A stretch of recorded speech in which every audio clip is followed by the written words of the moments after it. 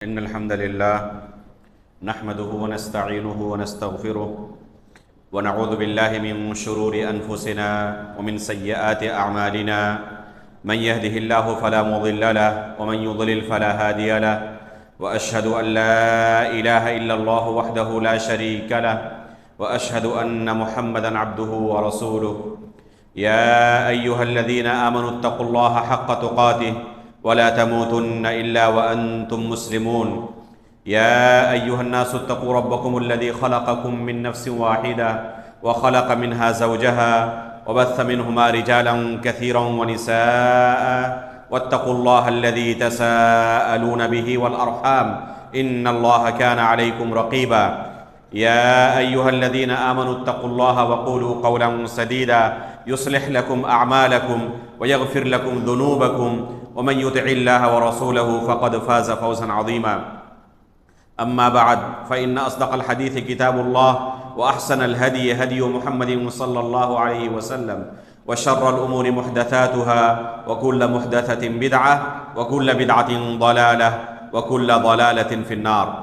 محترم و مکرم حاضرین مجلس، بزرگوں، دوستوں، اسلامی بھائیوں اور پردہ نشین ماؤں بہنوں، گزشتہ کئی دروس سے ہم اللہ رب العالمین کی صفات کے تعلق سے، اس کے اسماء کے تعلق سے پڑھ رہے ہیں۔ شیخ الاسلام علامہ ابن تیمیہ رحمہ اللہ کی کتاب العقیدۃ الواسطیہ کے اندر انہوں نے اللہ رب العالمین کے اسماء اور صفات کے متعلق جو بیان کیا ہے، کئی ہفتوں سے اس کتاب کی شرح آپ کے سامنے پیش کی جا رہی ہے۔ گزشتہ درس میں آپ کے سامنے اللہ رب العالمین کے متعلق قرآن کی سب سے بڑی آیت میں جو بیان ہوا ہے اس کے متعلق چند باتیں آئی تھیں۔ تقریباً آدھی آیت کی تفسیر گزشتہ درس میں پیش کی جا چکی تھی۔ انشاءاللہ آج کے درس میں باقی آدھی آیت کی تفسیر پیش کی جائے گی۔ اللہ رب العالمین ہمیں توفیق دے اور اس آیت کے اندر جو ہمارے لیے عظیم دروس ہیں، نصیحتیں ہیں، اللہ رب العالمین ان دروس کو، ان نصیحتوں کو حاصل کرنے کی اور ان کے مطابق اپنی زندگی گزارنے، عمل کرنے، اپنا عقیدہ اور منہج بنانے کی توفیق عطا فرمائے۔ محترم حاضرین، گزشتہ درس میں آدھی آیت کی تفسیر آپ کے سامنے پیش کی گئی تھی شفاعت کے مسئلے تک۔ وَلَا يُحِيطُونَ بِشَيْءٍ مِّن يَعْلَمُ مَا بَيْنَ أَيْدِيهِمْ وَمَا خَلْفَهُمْ وَلَا يُحِيطُونَ بِشَيْءٍ مِّنْ عِلْمِهِ۔ یہاں سے انشاءاللہ آج کے درس میں آپ کے سامنے تفسیر کی جائے گی جو اس آیت میں اللہ رب العالمین نے اپنے متعلق بیان کیا ہے۔ اللہ رب العالمین کا ارشاد ہے يَعْلَمُ مَا بَيْنَ أَيْدِيهِمْ وَمَا خَلْفَهُمْ۔ اس جملے میں اللہ رب العالمین نے اپنی صفات میں سے ایک اہم صفت کا تذکرہ کیا ہے۔ خالق کے لیے، معبود کے لیے اس صفت سے متصف ہونا ضروری ہے۔ جو ہمارا معبود ہوگا، جس کی ہم عبادت کریں گے، اس کے اندر علم کی صفت کا پایا جانا، علم کی صفت سے اس کا متصف ہونا ضروری ہے۔ اگر کوئی دعویٰ کرتا ہے کہ فلاں بھی معبود ہے، تو کیا وہ علم کی صفت سے متصف بھی ہے؟ کیا وہ یہ دعویٰ کر سکتا ہے کہ اس کے پاس اس طرح کا علم ہے جس طرح ایک معبود کے اندر ہونی چاہیے؟ کس طرح ایک معبود کے اندر علم کی صفت ہونی چاہیے؟ اللہ رب العالمین نے اس آیت میں بیان کیا ہے۔ کیا فرماتے ہیں؟ یعلم ما بین ایدیہم وما خلفہم۔ جو مستقبل میں آنے والا ہے یا ماضی میں گزر چکا ہے، ہر چیز کے بارے میں اللہ رب العالمین علم رکھتا ہے، جانکاری رکھتا ہے۔ اللہ رب العالمین کا علم ہر چیز کو محیط ہے۔ وَأَنَّ اللَّهَ قَدْ أَحَاطَ بِكُلِّ شَيْءٍ عِلْمًا، کہ اللہ رب العالمین کا علم ہر چیز کو محیط ہے۔ کوئی چیز، چاہے وہ زمانہ ماضی کے اندر ہو جو گزر چکا ہے، یا جو چیز آنے والی ہے مستقبل میں، ہر چیز کے بارے میں، ذرے ذرے کے بارے میں اللہ رب العالمین کو علم ہے۔ لا يعزب عنہ مثقال ذرہ، اللہ تعالیٰ نے فرمایا کہ اللہ رب العالمین سے ذرے کے برابر بھی کوئی چیز اوجھل نہیں ہے، مخفی نہیں ہے۔ مثقال ذرہ اللہ تعالیٰ نے کہا۔ لا یعزب عنہ مثقال ذرہ، کہ ذرے کے برابر بھی کوئی چیز اللہ رب العالمین سے اوجھل نہیں ہے، مخفی نہیں ہے، یہ ممکن نہیں ہے۔ ذرہ جانتے کس کو کہتے ہیں؟ اللہ رب العالمین نے مثال بھی دی تو سب سے چھوٹی چیز کی مثال دی، یعنی انسان ننگی آنکھوں سے جس کا احاطہ تک نہ کر سکے، اللہ رب العالمین سے وہ چیز بھی مخفی نہیں ہو سکتی۔ ذرہ کہتے ہیں ایسے چھوٹے باریک گرد و غبار کو جو ننگی آنکھوں سے دیکھی نہ جا سکے۔ وہ ذرے کب نظر آتے ہیں؟ اگر دیوار میں کوئی سوراخ ہو اور سورج کی روشنی اس سوراخ سے کمرے کے اندر آ رہی ہو تو صرف وہی وہ ذرے نظر آتے ہیں، حالانکہ پورے کمرے کے اندر وہ ذرے موجود ہیں، لیکن باقی جگہوں پر وہ ذرے ہمیں نظر نہیں آتے۔ کہاں نظر آتے؟ جہاں سے وہ روشنی سورج کی روم کے اندر آ رہی ہے۔ اللہ رب العالمین سے اتنا بھی مخفی نہیں ہے، ہر چیز کے بارے میں جانتے ہیں۔ ایک آیت میں اللہ رب العالمین نے کیا فرمایا؟ وَعِندَهُ مَفَاتِحُ الْغَيْبِ لَا يَعْلَمُهَا إِلَّا هُوَ، غیب کی کنجیاں صرف اور صرف اللہ رب العالمین کے پاس ہے۔ اللہ رب العالمین کے علاوہ کوئی غیب کے بارے میں جانتا نہیں ہے۔ جب کوئی غیب کے بارے میں جانتا ہی نہیں تو کیا وہ اس چیز کا مستحق ہو سکتا ہے کہ اس کی عبادت کی جائے؟ جس کی ہم عبادت کر رہے ہیں وہ اتنا حقیر ہے، اتنا لاچار اور بے بس ہے کہ خود اپنی مستقبل کے بارے میں نہیں جانتا وہ، تو کیا وہ عبادت کا مستحق ہو سکتا ہے؟ وَعِندَهُ مَفَاتِحُ الْغَيْبِ لَا يَعْلَمُهَا إِلَّا هُوَ، غیب کے بارے میں اللہ کے سوا کوئی نہیں جانتا۔ آگے کیا کہا اللہ نے؟ وَيَعْلَمُ مَا فِي الْبَرِّ وَالْبَحْرِ، خشکی کے اوپر جو کچھ ہے، دریاؤں کے اندر جو کچھ ہے، ہر چیز کے بارے میں اللہ رب العالمین علم رکھتا ہے۔ اس کا علم یہ اللہ رب العالمین کی ایک صفت ہے۔ اللہ رب العالمین کو ہم کیسے پہچانیں؟ یہی نا درس کا موضوع ہے۔ یہ اسماء و صفات کے پڑھنے کا مقصد کیا ہے؟ اللہ رب العالمین کے ناموں کے بارے میں جاننا، اس کی صفات کے بارے میں جاننا، تاکہ ہم اپنے رب کو پہچانیں، اور اللہ رب العالمین کو پہچاننے کے بعد اس کی عبادت میں جو لذت محسوس ہوگی بغیر اس کی معرفت کے وہ لذت حاصل نہیں ہو سکتی۔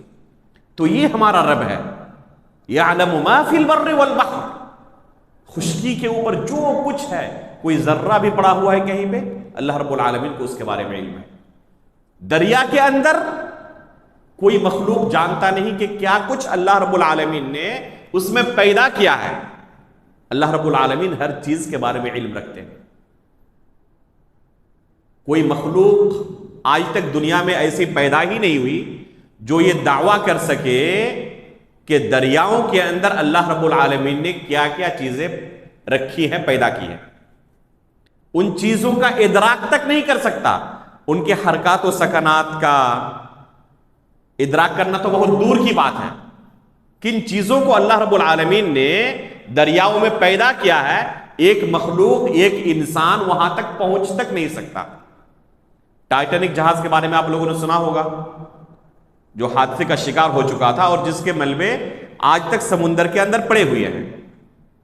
گزشتہ سال کی بات ہے، دنیا کے 5 امیر ترین لوگ منصوبہ بناتے ہیں کہ ایک پنڈوبی میں جا کر ہم اس ملبے کا مشاہدہ کریں گے۔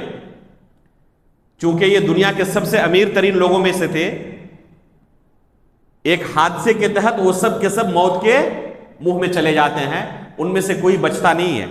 ایک عالمی خبر یہ ہوئی تھی، کافی وائرل ہوئی تھی۔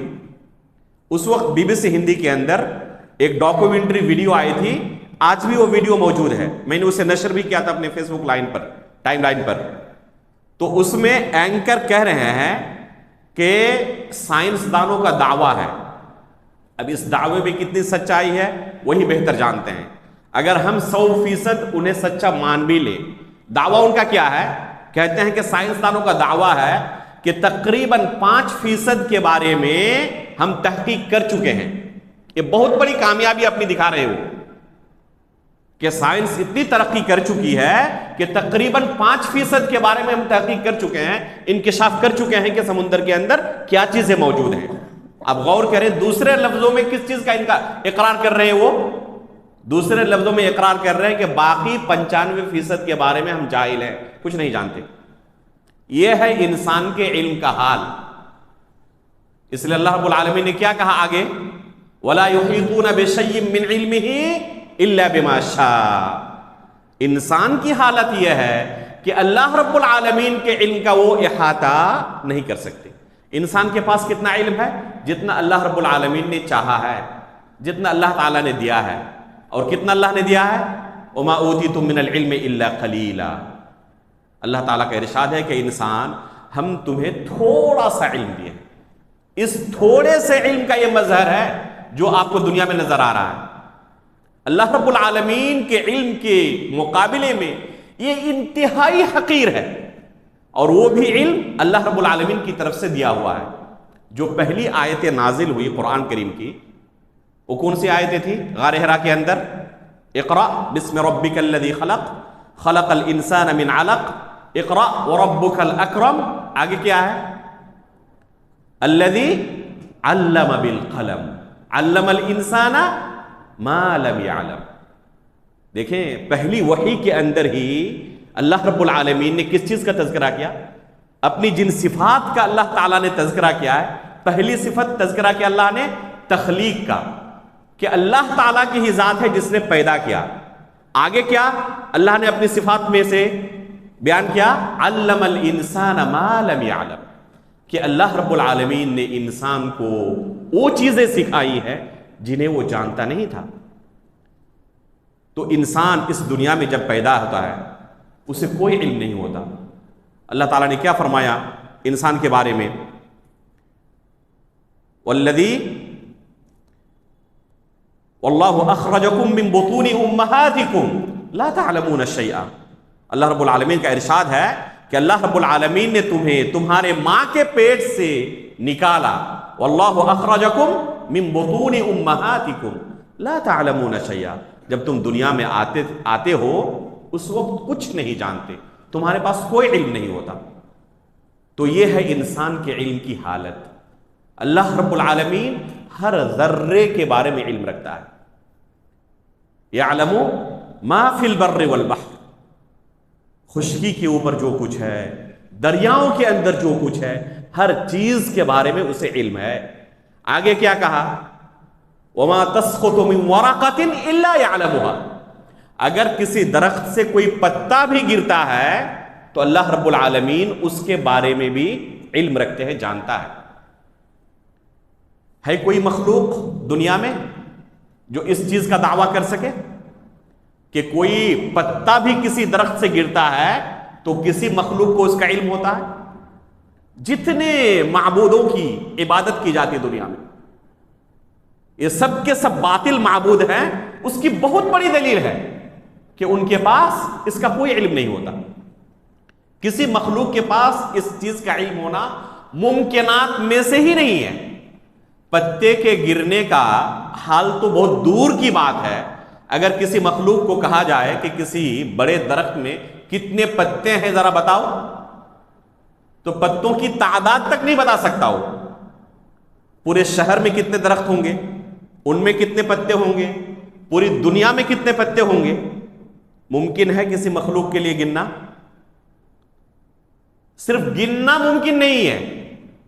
اللہ رب العالمین کا علم دیکھیں، وما تسقط من ورقة الا يعلمها، کہ اگر کوئی درخت سے کوئی پتا بھی گرتا ہے نا تو اللہ رب العالمین کو اس کا بھی علم ہوتا ہے. تو یہ ہے ہمارا رب جس کے پاس یہ علم ہے. تو جو معبود ہو اس کے پاس ایسا علم ہونا چاہیے، جو خالق ہو اس کے پاس ایسا علم ہونا چاہیے، تب وہ عبادت کا مستحق ہو سکتا ہے. اور جس کے پاس یہ علم ہی نہیں ہے کیا وہ عبادت کا مستحق ہو سکتا ہے؟ ایک ملحد کے بارے میں استاد محترم شیخ عبد الرزاق البدر حفظہ اللہ بیان کر رہے تھے کہ اس نے دعویٰ کیا خالق میں بھی ہوں، میں بھی پیدا کر سکتا ہوں. لوگوں نے کہا کہ آپ نے کیا کچھ پیدا کیا ہے، ذرا دکھائیں، اپنی مخلوقات کا نظارہ ہمیں بھی کرائیں، ہم بھی مشاہدہ کریں، آپ کی مخلوقات کو دیکھیں. تو انہوں نے کیا کہا کہ ایک گوشت کا ٹکڑا لاؤ اور کچھ گوبر لاؤ.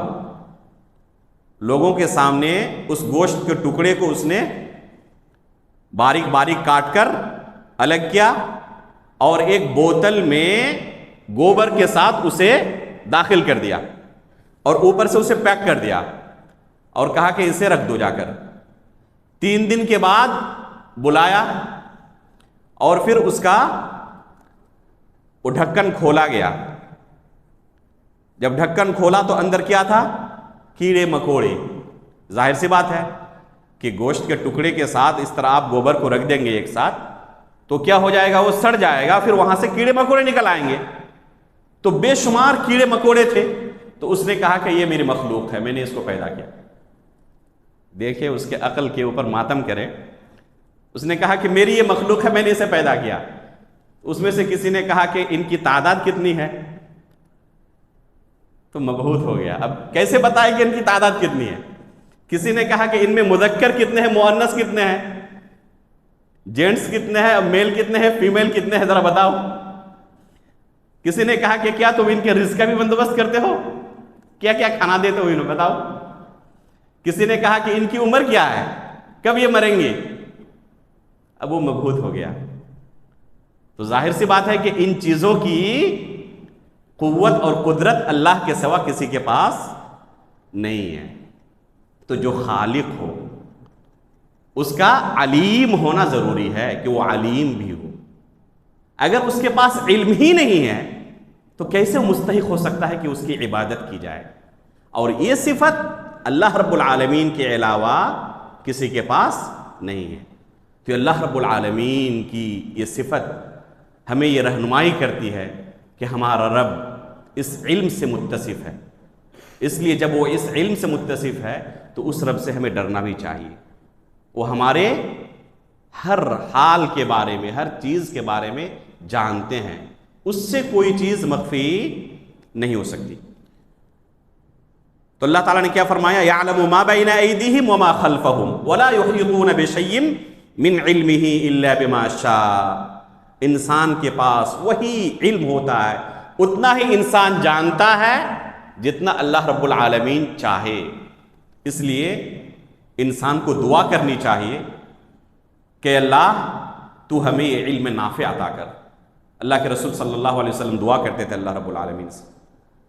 اور یہ ایسی چیز ہے جس کے بارے میں مزید طلب کرنا کہ اور زیادہ مجھے چاہیے، یہ کوئی قبیح چیز نہیں ہے، کوئی بری چیز نہیں ہے.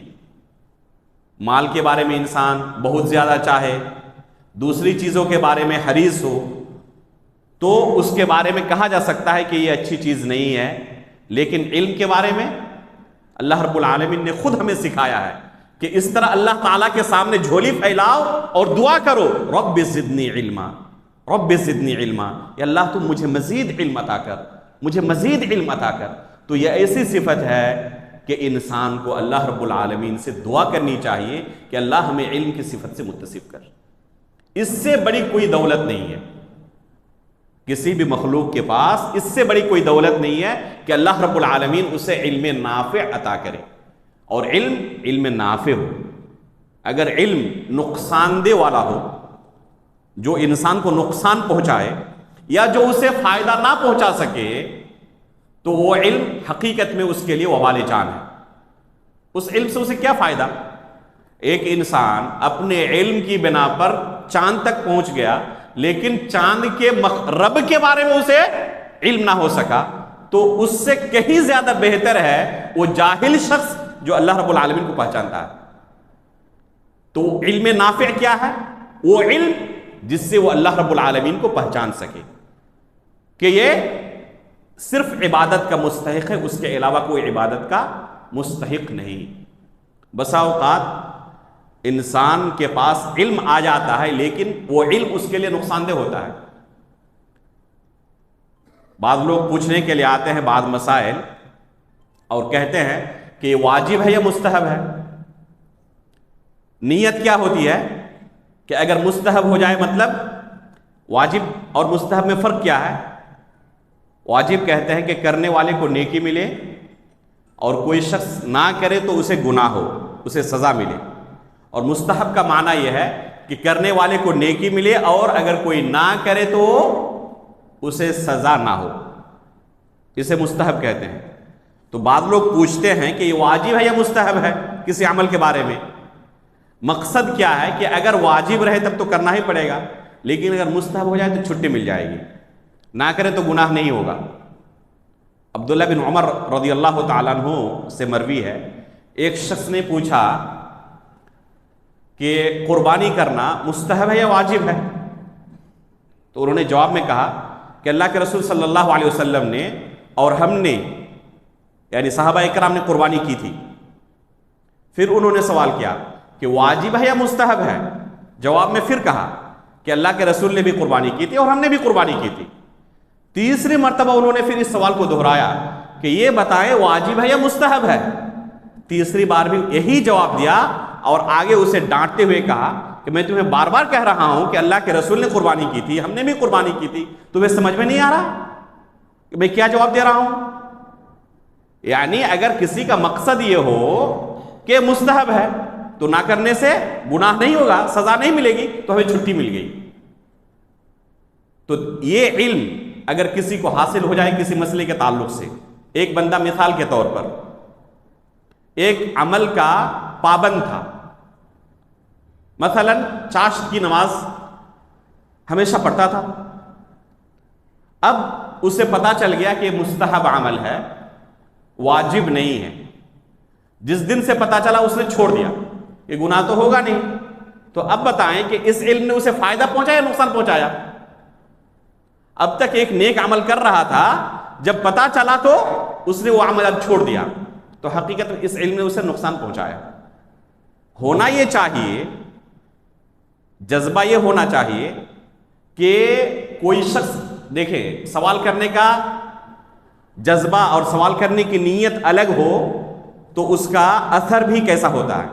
ایک دوسرا شخص سوال کرے کہ مجھے لسٹ دیں مستحب اعمال کی، کون کون سے اعمال ایسے ہیں جو مستحب ہیں جنہیں میں کر سکتا ہوں. اب ان کا جذبہ کیا ہے، ان کی نیت کیا ہے کہ جو واجب چیزیں ہیں وہ تو سب کریں گے، جو واجب چیزیں ہیں وہ تو کرنا ہی ہے، کوئی چھوڑ نہیں سکتا. تو ان اعمال میں دوسرے لوگ میرے برابر ہو جائیں گے. جو مستحب اعمال ہیں تو ان اعمال کے ذریعے میں دوسروں سے آگے بڑھ سکتا ہوں. وہی چیز ہے، سوال وہی ہے کہ مستحب اعمال کیا ہے ہمیں بتائیں، یا فلاں عمل مستحب ہے یا واجب ہے. اس کا مقصد یہ ہے کہ اگر پتہ چل جائے مستحب ہے تو بہت بڑی غنیمت میرے ہاتھ لگ گئی، اب میں اس کا اہتمام کروں گا اور دوسروں سے آگے بڑھوں گا. تو حقیقت میں مستحب اعمال ایسے ہوتے ہیں جو انسان کو آگے بڑھائے. اس لیے اللہ رب العالمین سے دعا کیا کرنی چاہیے کہ اللہ ہمیں علم نافع عطا کر، ایسا علم جو ہمیں نفع پہنچائے. ایسے علم سے اللہ کی ہم پناہ چاہتے ہیں جو علم ہمیں نقصان پہنچائے، بلکہ وبال جان بن جائے گا. اگر علم انسان اس پر عمل نہ کرے، اس کو اللہ رب العالمین سے دور کر دے، تو یہ علم حقیقت میں کیا ہے؟ وبال جان ہے. تو اللہ تعالیٰ نے کیا فرمایا کہ یہ علم جو انسان کو ملا ہوا ہے یہ اللہ رب العالمین کی طرف سے ملا ہوا ہے. جتنا اللہ نے چاہا اتنا بندے کو اللہ نے علم عطا کیا. وَلَا يُحِيطُونَ بِشَيْءٍ مِّنْ عِلْمِهِ إِلَّا بِمَا شَاءَ. اس کے بعد اللہ تعالیٰ نے کہا وَسِعَ كُرْسِيُّهُ السَّمَاوَاتِ وَالْأَرْضِ. اس جملے میں اللہ رب العالمین کی عظمت کی بہت بڑی دلیل موجود ہے. وَسِعَ كُرْسِيُّهُ السَّمَاوَاتِ وَالْأَرْضِ. اللہ رب العالمین کی کرسی زمین و آسمان کو وسیع ہے، گھیرے ہوئے ہیں. زمین و آسمان کی حیثیت اللہ رب العالمین کی کرسی کے سامنے کچھ بھی نہیں. کرسی سے مراد کیا ہے؟ عموماً اگر کوئی قرآن کو یا اللہ کے رسول کی احادیث کو سلف صالحین کے فہم کے مطابق نہ سمجھے اور اپنے فہم سے قرآن و حدیث کو سمجھنے کی کوشش کرے تو بسا اوقات ایسا ٹھوکر کھائے گا کہ اسے آپ بیان نہیں کر سکتے. ان میں سے ایک آیت یہ ہے، عموماً لوگوں کے ذہن میں جب کرسی کہا جائے تو کیا تصویر ابھرتی ہے؟ وہ کرسی جس پہ ہم بیٹھے ہیں، عموماً یہی کرسی لوگوں کے ذہن میں آتی ہے۔ عربی میں بھی اس کو کرسی ہی کہتے ہیں۔ جو لوگ عربی زبان بولتے ہیں، سعودی عرب چلے جائیں، دوسرے ملکوں میں جہاں عربی زبان بولی جاتی ہے، اس کو کرسی ہی کہتے ہیں۔ لیکن کیا قرآن کے اندر آیت الکرسی میں لفظ کرسی جو آیا ہوا ہے اس سے یہی کرسی مراد ہے؟ یہ کرسی مراد نہیں ہے۔ اس لیے کتاب و سنت کو سلف صالحین کے فہم کے مطابق سمجھنا ضروری ہے۔ اگر اپنے فہم سے کوئی قرآن و سنت کی تفسیر کرے گا تو بہت بڑے ضلالت اور گمراہی کے اندر وہ گر سکتا ہے۔ جیسے کہ یہاں پر کرسی سے مراد کوئی یہ کرسی لی جو انسان جس پر بیٹھتا ہے، اس کرسی سے مراد کیا ہے؟ عبداللہ بن عباس رضی اللہ تعالی عنہ فرماتے ہیں کہ کرسی اللہ رب العالمین کے قدم رکھنے کی جگہ ہے، موضع القدمین۔ کرسی کیا ہے آیت الکرسی کے اندر؟ اس سے مراد اللہ رب العالمین کے دونوں قدم رکھنے کی جگہ ہے۔ اسے اللہ تعالیٰ نے لفظ کرسی سے یہاں پر تعبیر کیا ہے، بیان کیا ہے۔ تو یہ ہے آیت الکرسی کے اندر لفظ کرسی کا معنی۔ سمجھ میں آیا؟ کرسی سے مراد عبداللہ بن عباس رضی اللہ تعالیٰ عنہ کیا فرماتے ہیں؟ موضع القدمین، اللہ رب العالمین کے دونوں قدم رکھنے کی جگہ ہے کرسی۔ یہ کرسی کتنی عظیم مخلوق ہے۔ اللہ تعالیٰ نے کیا کہا کہ اللہ رب العالمین کی وہ کرسی زمین و آسمان کو محیط ہے، شامل ہے، گھیرے ہوئی ہے۔ زمین و آسمان کی اس کرسی کے سامنے کوئی حیثیت نہیں۔ ایک حدیث کے اندر اللہ کے رسول صلی اللہ علیہ وسلم سے اس کرسی کے بارے میں تفصیل ملتی ہے۔ ابو ذر غفاری رضی اللہ تعالیٰ عنہ فرماتے ہیں کہ میں مسجد حرام کے اندر داخل ہوا اور کیا دیکھتا ہوں کہ رسول اللہ صلی اللہ علیہ وسلم اکیلے موجود ہیں۔ تو رسول اللہ صلی اللہ علیہ وسلم کے پاس جا کر میں بیٹھ گیا اور میں نے اللہ کے رسول سے کہا ایما آیت نزلت علیک افضل، اے اللہ کے رسول آپ کے اوپر جو قرآن کی آیتیں نازل ہوئی ہیں ان میں سب سے افضل آیت کون سی ہے؟ تو اللہ کے رسول نے فرمایا آیت الکرسی۔ سب سے افضل آیت جو مجھ پر نازل ہوئی ہے وہ کون سی آیت ہے؟ وہ آیت الکرسی ہے، وہی آیت جس کو ہم ابھی پڑھ رہے ہیں، جس کی شرح آپ کے سامنے کی جا رہی ہے۔ اس کے بعد اللہ کے رسول نے فرمایا مَسْسَمَاوَاتُ وَالْأَرْضُ فِي الْكُرْسِي إِلَّا كَحَلَقَةٍ مُلْقَاةٍ بِأَرْضِ فَلَاةٍ وَفَضْلُ الْعَرْشِ عَلَى الْكُرْسِي كَفَضْلِ الْفَلَاةِ عَلَى تِلْكَ الْحَلَقَةِ۔ اللہ کے رسول فرماتے ہیں کہ زمین و آسمان اس کرسی کے مقابلے میں ایسے ہی ہے جیسے کوئی صحرا ہو،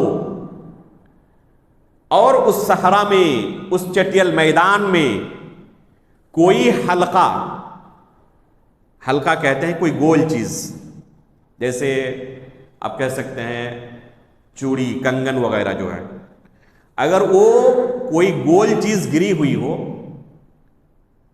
کسی بہت بڑے صحرا میں، چٹیل میدان میں، تو وہ اس چٹیل میدان کے مقابلے میں کتنی حقیر چیز ہے، کتنی چھوٹی چیز ہے۔ تو زمین و آسمان اپنی وسعت کے باوجود کرسی کے بالمقابل اسی حلقے کے مانند ہے، چٹیل میدان کے بالمقابل، جو اس حلقے کی اس کیا کہتے ہیں گول دائرے والے چیز کی حیثیت ہے۔ تو اس طرح پوری زمین، یہ آسمانیں، یہ تمام مخلوقات اس کرسی کے بالمقابل اتنی حقیر ہے، اور پھر اس کرسی کی حیثیت عرش کے بالمقابل وہی ہے جو اس زمین و آسمان کی کرسی کے بالمقابل ہے۔ یعنی کرسی کو آپ عرش کے بالمقابل اسی طرح کہہ سکتے ہیں جس طرح زمین و آسمان کو کرسی کے مقابل کہہ سکتے ہیں۔ اس سے کیا پتہ چلتا ہے کہ عرش یہ اللہ کی مخلوقات میں سے سب سے بڑی مخلوق ہے، اللہ کی مخلوقات میں سے سب سے بڑی مخلوق ہے۔ اس لیے اللہ کے رسول صلی اللہ علیہ وسلم سے جو دعائیں منقول ہے ان میں سے ایک دعا یہ ہے سبحان اللہ و بحمدی عدد خلقی ورضا نفسی وزینۃ عرشہ ومداد کلماتہ۔ اس آیت کے اندر جن چیزوں کا تذکرہ ہے وہ سب سے عظیم چیزیں ہیں۔ ان میں سے ایک چیز کون سی ہے؟ وزینۃ عرشہ، کہ اللہ رب العالمین کے عرش کے وزن کے برابر، سبحان اللہ وبحمدہ عدد خلقہ، کہ اللہ رب العالمین کی ہم پاکی بیان کرتے ہیں، اس کی تعریف کرتے ہیں، کتنی؟ اس کے مخلوقات کی تعداد کے برابر۔ اللہ رب العالمین کی مخلوقات کتنی ہیں کوئی جانتا ہے؟ تو جتنی اللہ کی مخلوقات ہیں ان مخلوقات کے برابر ہم اللہ کی تعریف و توصیف کرتے ہیں، پاکی بیان کرتے ہیں۔ سبحان اللہ وبحمدہ عدد خلقہ ورضا نفسی، اور اللہ رب العالمین جتنا راضی ہو جائے اس کے بقدر ہم اللہ رب العالمین کی تعریف و توصیف کرتے ہیں، پاکی بیان کرتے ہیں۔ وزینۃ عرشہ ومداد کلماتہ، اور اس کے عرش کے وزن کے برابر اور اس کے کلمات کی روشنائی کے برابر۔ تو یہ جو اللہ رب العالمین کی کہتے ہیں کہ صفات کو بیان کیا گیا اس دعا کے اندر، یہ انتہائی عظیم دعا ہے۔ صبح و شام اس دعا کی پابندی کریں، یہ بہت ہی بڑی اور بہت ہی عظیم دعا ہے۔ تو پتہ کیا چلا کہ اللہ کی مخلوقات میں سے سب سے عظیم مخلوق اگر کہی جائے تو اللہ رب العالمین کا کیا ہے؟ عرش ہے۔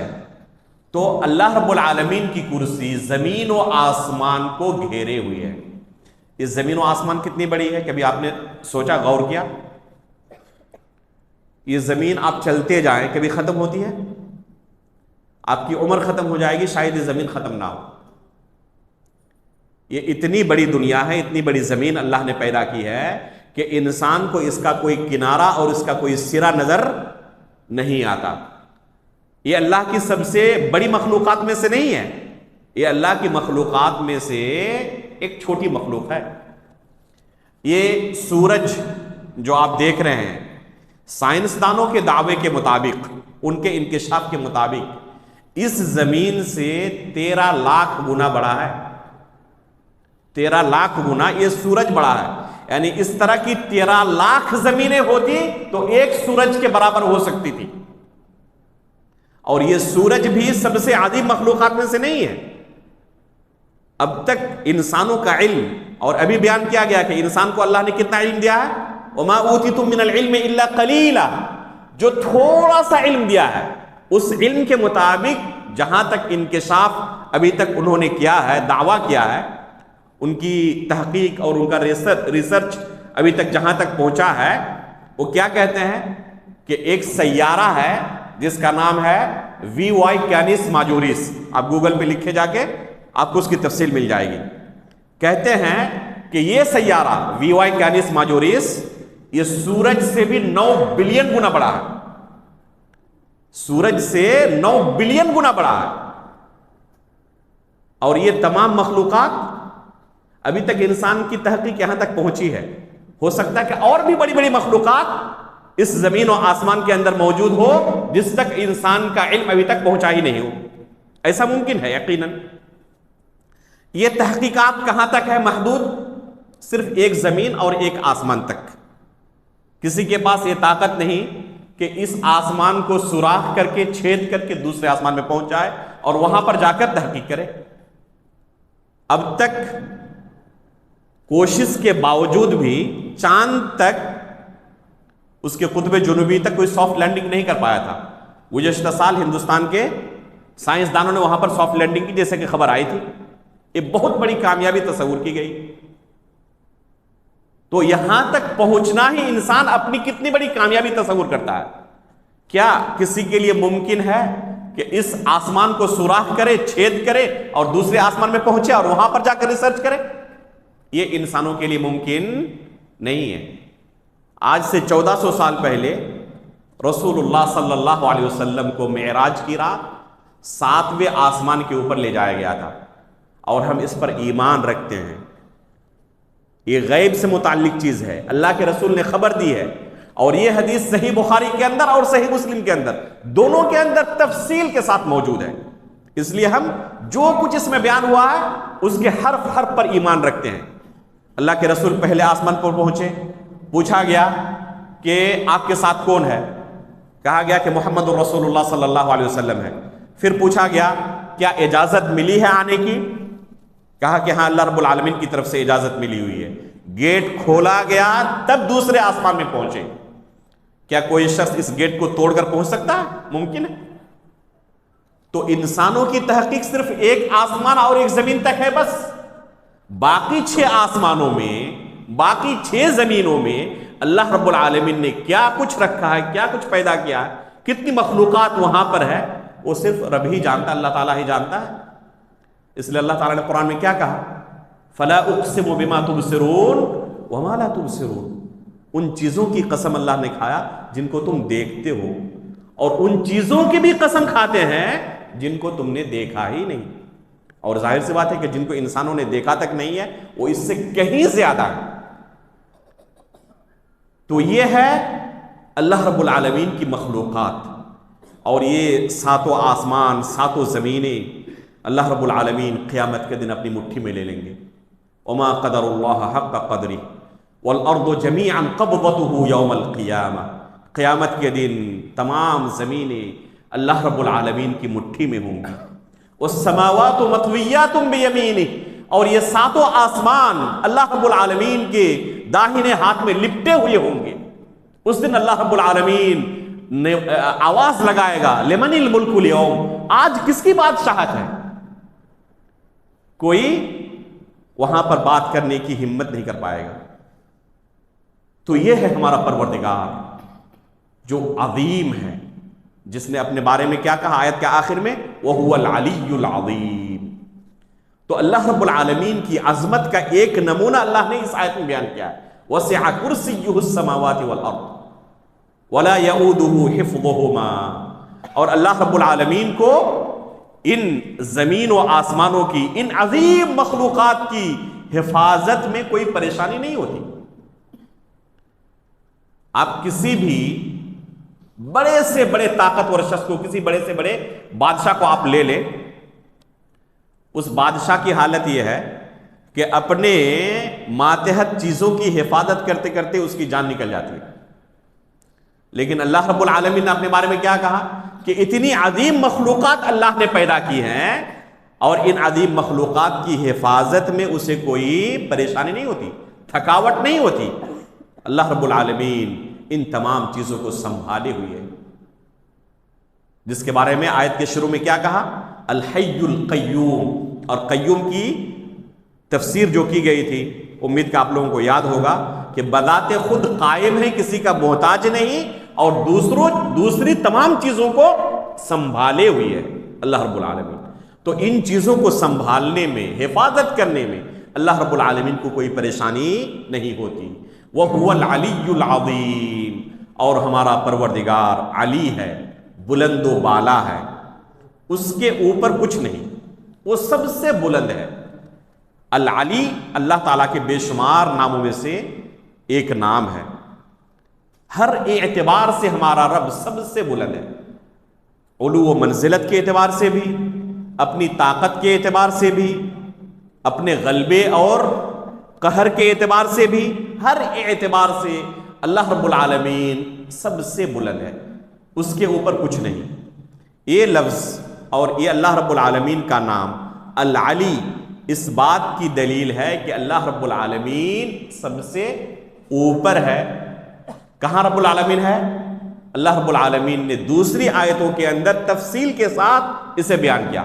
الرحمن علی العرش استوى، کہ اللہ رب العالمین عرش پر مستوی ہے، اور عرش سب سے مخلوقات میں اونچی مخلوق ہے، اور اللہ رب العالمین اس پر مستوی ہے۔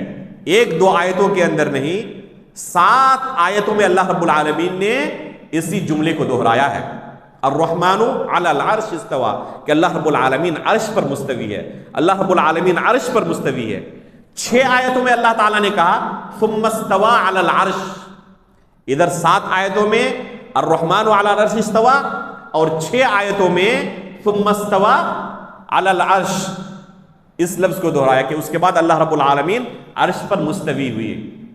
بتائیں کہ کسی ایک چیز کو، ایک مسئلے کو بار بار دہرانے کے پیچھے کہ اللہ رب العالمین کا کوئی مقصد نہیں ہے؟ بغیر مقصد کا اللہ تعالیٰ نے اسے بار بار دہرایا ہے تاکہ یہ باطل اور فاسد عقیدہ لوگوں کے ذہن سے ختم ہو جائے، مٹ جائے کہ اللہ تعالیٰ ہر جگہ موجود ہے۔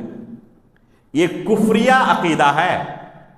افسوس کہ یہ کفریہ عقیدہ بہت سارے ایسے لوگوں کے یہاں بھی پایا جاتا ہے جو اپنے آپ کو مسلمان ہونے کا دعویٰ کرتے ہیں، جو اپنے آپ کو مسلمان ہونے کا دعویٰ کرتے ہیں۔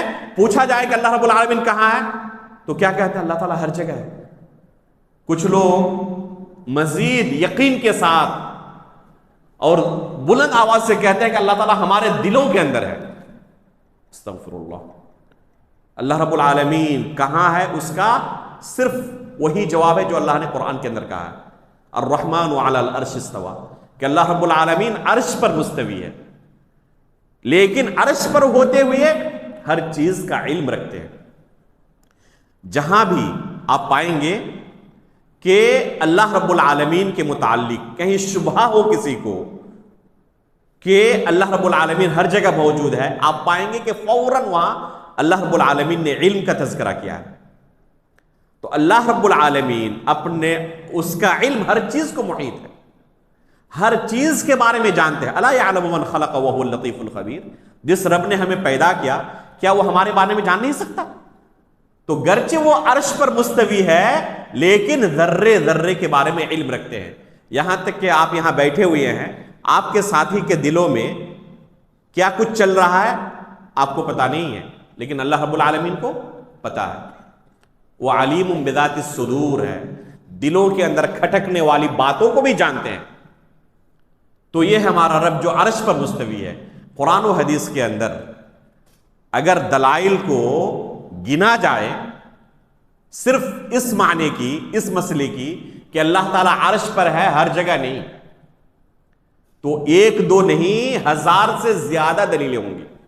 علامہ ابن قیم رحمہ اللہ نے، اسی طرح شیخ الاسلام علامہ ابن تیمیہ رحمہ اللہ نے، اور بہت سارے سلف صالحین نے بیان کیا ہے کہ اگر کتاب و سنت کے دلائل کو گنا جائے تو ایک دو نہیں، 1000 سے زیادہ دلیلیں ہیں اس مسئلے کے اوپر کہ اللہ تعالیٰ عرش پر ہے، ہر جگہ نہیں ہے۔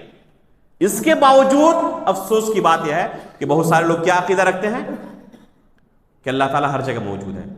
بتائیں کہ اگر اللہ تعالیٰ ہر جگہ موجود ہوتے تو اللہ کے رسول کو معراج کی رات 7ویں آسمان کے اوپر لے جانے کی کوئی ضرورت تھی؟ اگر اللہ ہر جگہ موجود ہوتے تو 7ویں آسمان کے اوپر کیوں لیا جاتا اللہ کے رسول صلی اللہ علیہ وسلم کو؟ عیسیٰ علیہ السلام کے بارے میں اللہ تعالیٰ نے کیا کہا؟ یبرفع اللہ الیہ، کہ اللہ رب العالمین نے اپنے پاس اٹھا لیا ہے عیسیٰ علیہ السلام کو۔ اگر اللہ تعالیٰ ہر جگہ ہوتے تو اٹھایا جاتا؟ اللہ کے رسول فرماتے ہیں کہ رات کے آخری پہر ہمارا رب نازل ہوتا ہے، اترتا ہے آسمان دنیا میں۔ ہمارا رب آسمان دنیا میں اترتا ہے، نازل ہوتا ہے۔ مسجد نبوی کے اندر ایک افریقہ سے شخص آیا تھا، اچھی طرح مجھے یاد ہے، اس نے تعویل کی اس آیت کی، اور ابھی ہم شروع میں بیان کر چکے ہیں کہ تعویل کرنا اہل سنت والجماعت کا منہج اور عقیدہ نہیں ہے، بلکہ اللہ رب العالمین کے لیے جو آیات وارد ہیں، جو صفات موجود ہیں، ہم اصل پر محمول کریں گے۔ عربی زبان میں وہ لفظ جس معنی پر دلالت کرتا ہے، تو اس نے تعویل کرتے ہوئے کیا کہا کہ اللہ رب العالمین ینزل ربنا تبارک و تعالی سے مراد اللہ رب العالمین کا نازل ہونا مراد نہیں ہے، بلکہ اس کا حکم نازل ہوتا ہے۔ تو ہمارے ساتھیوں میں سے ایک نے کہا کہ چلو مان لیتے ہیں 1 منٹ کہ اللہ تعالیٰ خود نازل نہیں ہوتا، اس کا حکم نازل ہوتا ہے، لیکن نازل کیوں ہوتا ہے، چڑھتا کیوں نہیں ہے؟ تب وہ خاموش ہو گیا۔ تو کیا کہا گیا؟ اللہ رب العالمین نازل ہوتا ہے۔ قرآن کو اللہ تعالیٰ نے کیا کہا؟ اِنَّا أَنزَلْنَاهُ فِي لَيْلَةِ الْقَدْرِ، ہم نے نازل کیا، اتارا۔ یہ تو نہیں کہا کہ ہم نے اٹھایا، اس کو چڑھایا۔ إِلَيْهِ يَصْعَدُ الْكَلِمُ الطَّيِّبُ، جو نیک اور پاک کلمے ہوتے ہیں اللہ تعالیٰ کی طرف چڑھتے ہیں۔ عیسیٰ علیہ السلام کو اٹھایا جا رہا ہے، قرآن نازل ہو رہا ہے۔ یہ کس بات کی دلیل ہے کہ اللہ تعالیٰ کہاں ہے؟ عرش کے اوپر ہے۔ یہ حقیقت میں فرعون کا عقیدہ تھا کہ اللہ تعالیٰ آسمانوں کے اوپر، عرش کے اوپر نہیں ہے۔ اپنے وزیر حامان سے فرعون کہتا ہے، قرآن کے اندر اللہ رب العالمین نے اس کے اس کلام کو نقل کیا ہے، ابن لی صرحا لعلی ابلغ الاسباب اسباب السماوات لاطلع الى الہ موسیٰ وانی لاظنہ کاذبا۔ ایک لمبی سیڑھی بناؤ آسمانوں تک پہنچنے کے لیے، میں چڑھ کر دیکھنا چاہتا ہوں موسیٰ کے رب کو۔ یہ موسیٰ علیہ السلام کہتے ہیں کہ اللہ تعالیٰ آسمانوں کے اوپر ہے تو میں چڑھ کے دیکھنا چاہتا ہوں۔ آگے کیا کہتا ہے فرعون، وَإِنِّي لَأَظُنُّهُ كَاذِبًا، حالانکہ مجھے یقین ہے کہ وہ جھوٹ بول رہے ہیں، اللہ تعالیٰ آسمانوں کے اوپر نہیں ہے۔ تو یہ فرعون کا عقیدہ تھا کہ اللہ تعالیٰ آسمانوں کے اوپر نہیں ہے، اور موسیٰ علیہ السلام کا کیا عقیدہ تھا کہ اللہ رب العالمین آسمانوں کے اوپر ہے۔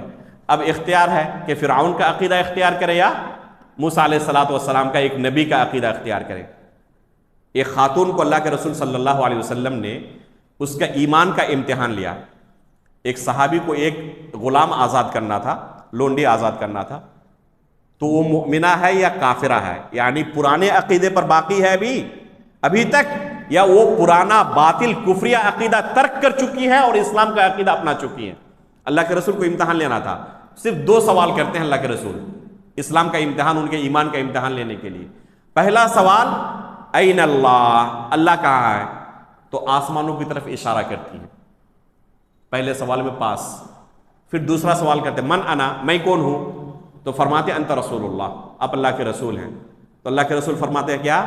اعتقها فإنها مؤمنہ، یہ مؤمنہ خاتون ہے، اس کو آزاد کر سکتے ہو۔ امتحان ہو گیا کہ پرانا باطل کفریہ عقیدہ ترک کر چکی ہے اور اسلام کا عقیدہ اختیار کر چکی ہے۔ تو یہ ہے اسلام کا عقیدہ کہ اللہ تعالیٰ عرش کے اوپر ہے اور اس کا علم ہر جگہ محیط ہے، ہر چیز کے بارے میں اسے علم ہے۔ وَهُوَ الْعَلِيُّ الْعَظِيمُ، کہ اللہ رب العالمین بلند و بالا ہے اور اللہ رب العالمین عظیم ہے۔ اور اس کی عظمت کی ایک نشانی اسی آیت کے اندر اللہ رب العالمین نے بیان کر دی ہے، وَسِعَ كُرْسِيُّهُ السَّمَاوَاتِ وَالْأَرْضِ، کہ اللہ رب العالمین کی کرسی زمین و آسمان کو گھیرے ہوئی ہے، محیط ہے۔ اللہ رب العالمین کی عظمت کی بہت بڑی نشانی ہے۔ تو یہ ہمارا پروردگار ہے جس نے ایک آیت کے اندر ہی اسے بیان کر دیا۔ تو اللہ رب العالمین کی بہت ساری صفات کا ہمیں اس آیت کے اندر علم ہوا، اللہ رب العالمین کے 5 ناموں کا ہمیں علم ہوا، اللہ، الحی، القیوم، العلی، العظیم، ان 5 ناموں کا اس آیت کے اندر ہمیں علم ہوا اور بے شمار صفات کا علم ہوا۔ اسی طرح آگے بہت ساری آیات شیخ الاسلام ابن تیمیہ رحمہ اللہ نے اس کتاب کے اندر العقیدۃ الواسطیہ کے اندر بیان کی ہیں۔